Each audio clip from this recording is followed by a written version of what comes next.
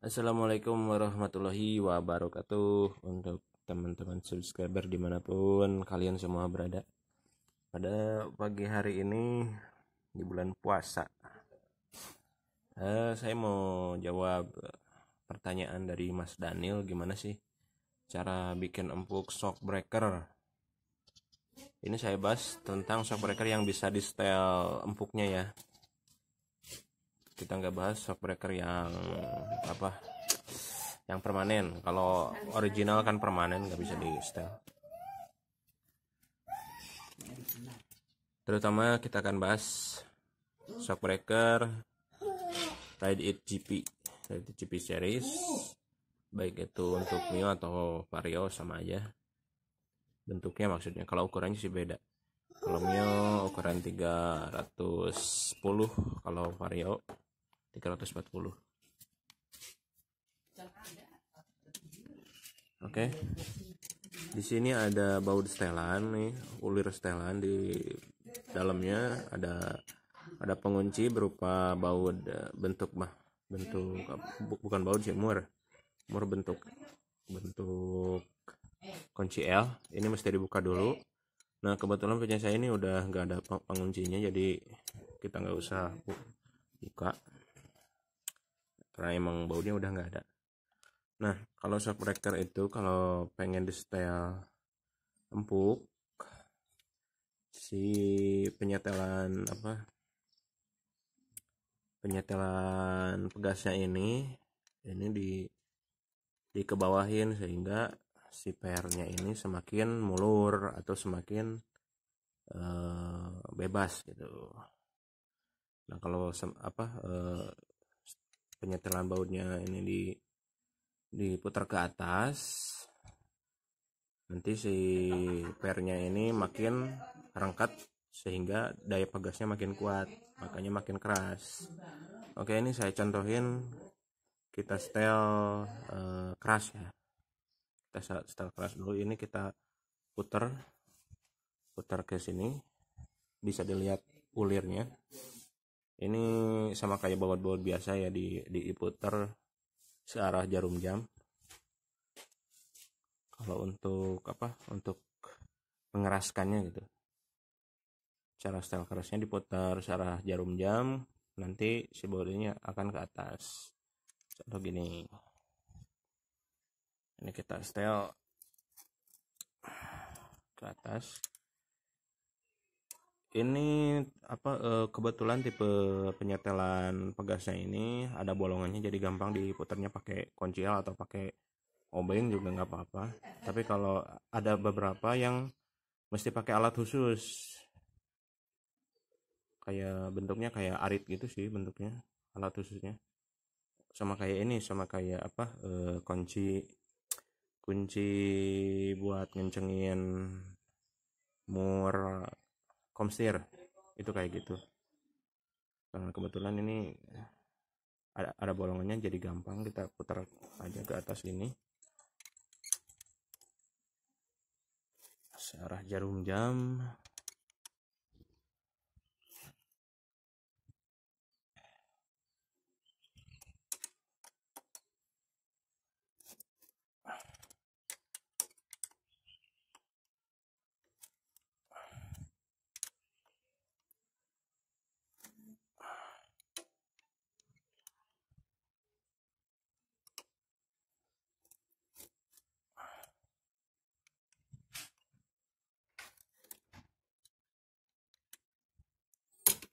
Lihat bro, ini sudah semakin ke atas. Ini perlahan-lahan sudah mulai naik ke atas.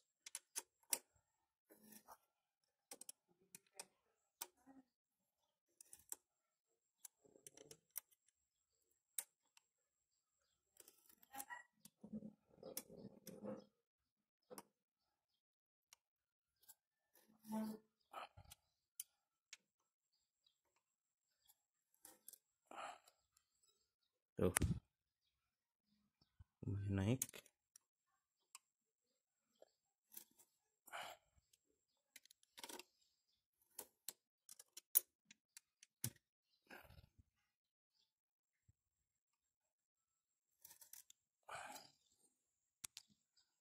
lumayan naik, soalnya ulirnya kecil-kecil jadi lama naiknya.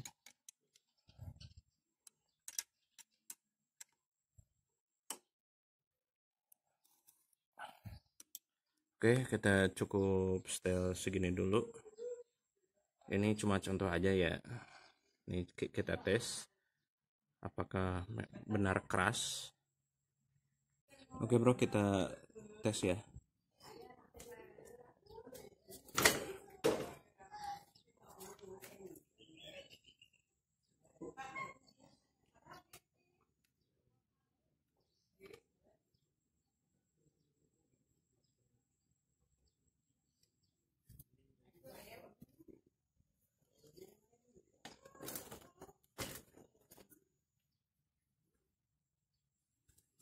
Oke bro, itu tadi udah lumayan keras walaupun cuma naik sedikit. Nah sekarang kita akan setel cara bikin empuknya. Kita kalau bikin empuknya ya kebalikannya, arah kebalikannya.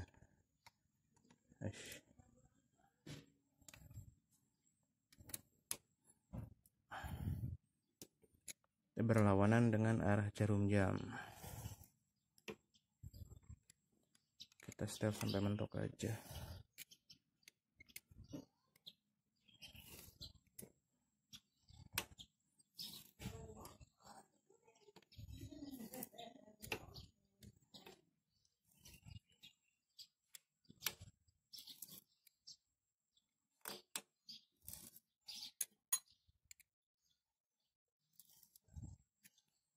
Kita akan setel sampai mentok, sampai bawah.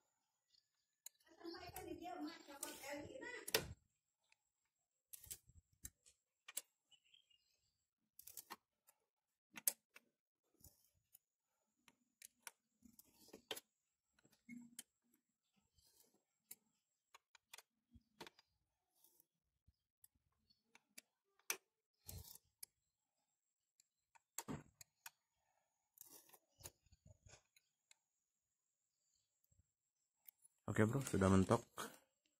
Bisa dilihat ya, udah mentok. Kita akan tes.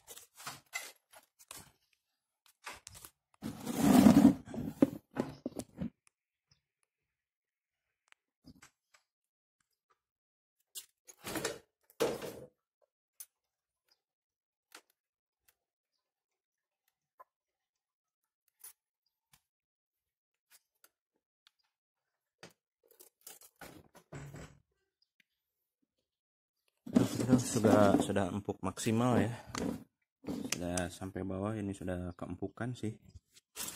Kalau buat sendiri sih enak, kalau boncengan takutnya mentok ke jeduk bagian dek bawahnya. Oke, kita akan bahas resiko shock breaker keras sama shock breaker empuk ya. Pertama kita bahas yang keras dulu. Kalau keras itu plus minusnya. Kalau plusnya itu lebih kuat boncengan ya. Kalau di style keras itu, kalau boncengan itu enak. Cuman kelemahannya itu ya nggak, kalau sendiri gitu, kalau bebannya kurang, pinggang kayak mau patah. Tapi kalau di style lembut atau soft atau empuk itu kalau sendiri enak, pakai nikung enak. Cuman resikonya kalau di boncengan pakai berdua, nah polisi tidur takutnya mentok gitu. Itu sih plus minusnya. Nah sekarang kita akan cari tahu bagaimana kondisi shock masih layak atau enggak. Kalau yang masih layak itu pertama kita lihat di sini sistem hidroliknya apakah masih kering atau sudah lebar oli. Kalau sudah olinya sudah lebar keluar meluap ke sini, lebar kemana-mana, itu tandanya seal shock udah pecah, udah aus sehingga oli shocknya bocor di dalam tabungnya ini nih. Di dalam tabung hidroliknya ini kan di dalamnya ada oli. Kalau udah sealnya udah jelek, nanti olinya berobos keluar dan efeknya shock nggak bakalan enak. Mau di setel empuk atau di setel keras pun itu nggak bakalan enak dipakai. Pakai nikung juga goyang-goyang, nggak stabil. Apalagi dipakai di jalanan yang nggak rata, itu bikin pinggang sakit walaupun udah dibikin empuk, karena ribonnya itu terlalu cepat, nggak ada ribon sama sekali gitu. Maksudnya ribonnya terlalu los. Ribon itu mantul baliknya. Tapi kalau yang masih bagus, ciri shock yang masih bagus itu ketika mendapat tekanan ke bawah, maka nanti bukan arus balik sih, nanti mantul baliknya gitu, mantul balik ke atasnya itu lambat. Itu yang bagus, mendapat tekanan ke bawah, nah pas ke atasnya ini lambat, nah itu bagus. Tapi kalau ke atasnya cepat itu kemungkinan sealnya udah bocor, itu udah nggak bagus lagi. Dijamin nggak bakalan enak dipakai nikung, dipakai jalan rata itu nggak bakalan enak. Oke, kita contohkan ya. Yang masih bagus itu seperti ini. Ketika mendapat tekanan ke bawah, ribon balik ke atasnya itu lambat. Cet gitu. Oke, lihat lah ya.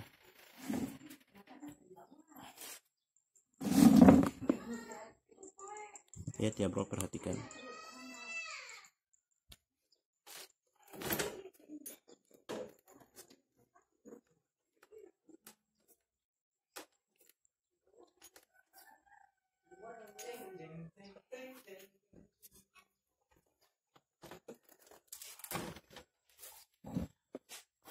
Oke, kayak gitu ya bro contohnya. Tapi kalau teman-teman bagusan mana sih shock breaker tipe GP Ride sama bawaannya atau barang originalannya? Kalau dari segi empuk sih itu relatif ya. Kalau yang saya rasain sih tipe Ride agak keras dikit dari yang bawaan Yamaha. Cuman yang saya rasain kekuatannya lebih awet. Kalau beli yang original Mio terus dipasang di Xeon, itu cuman 1 tahun udah bocor lagi. Mungkin karena Xeon rangkanya ini, rangka di atasnya ini nih, dudukan bautnya ini terlalu miring sehingga si shock breakernya memaksa shock breaker lebih keras. Itu bukan lebih keras sih, kinerjanya lebih keras. Kinerjanya bukan shock breakernya keras, tapi kinerjanya lebih memaksa gitu, lebih gimana ya, lebih menekan gitu. Kalau shock breaker semakin miring kan nanti semakin empuk.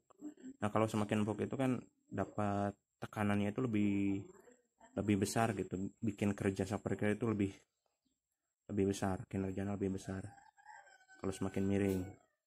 Kalau semakin tegak itu resikonya semakin keras, akan terasa keras gitu kalau shock breakernya lurus vertikal ya. Nanti kinerjanya lebih ringan tapi efeknya terasa keras gitu kalau yang tegak. Kalau yang miring kayak Xeon gini kan miring, ini agak empuk dari Mio ya.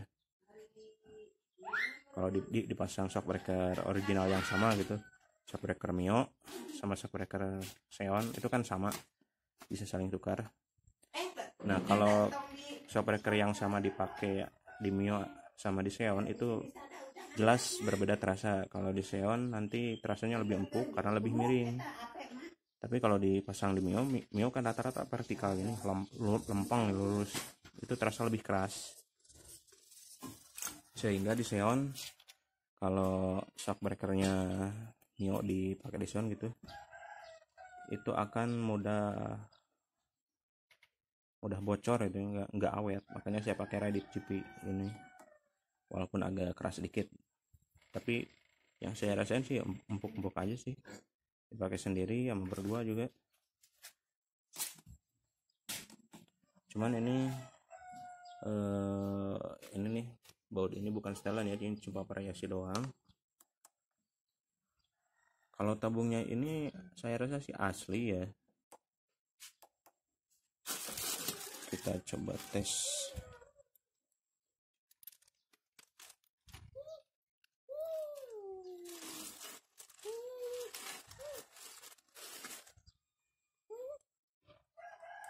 Aduh, nggak ada yang kecil bro.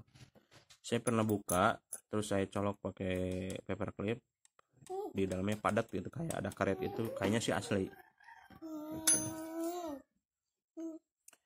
Nah tapi bagi teman-teman yang pengen bagusan dikit ya, cari shock yang lebih mahal lah, yang lebih mahal dikit, minimal YSS itu, YSS Gold Series yang pernah saya review sama pasang juga di Mio nya Bang Wela, yang Mio biru itu, cari aja di videonya.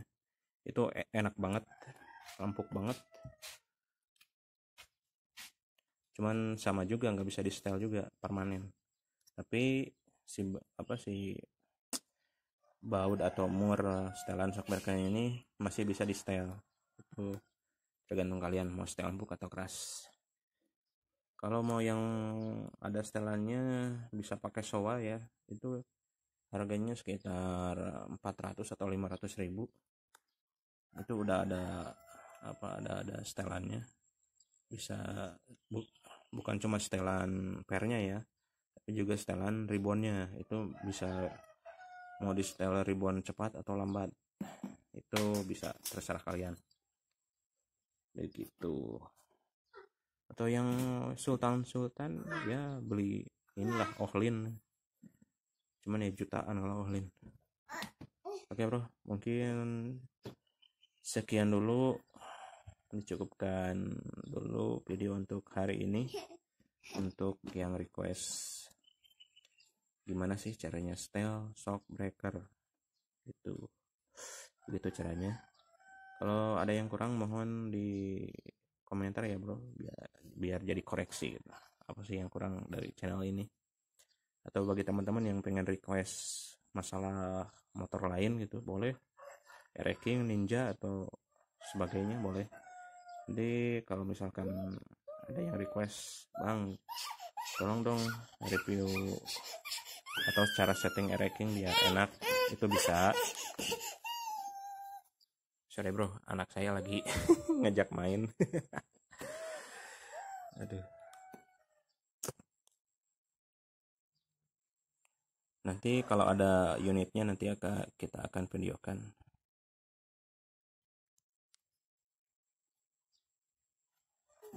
Oke bro, semoga bermanfaat. Selamat berpuasa.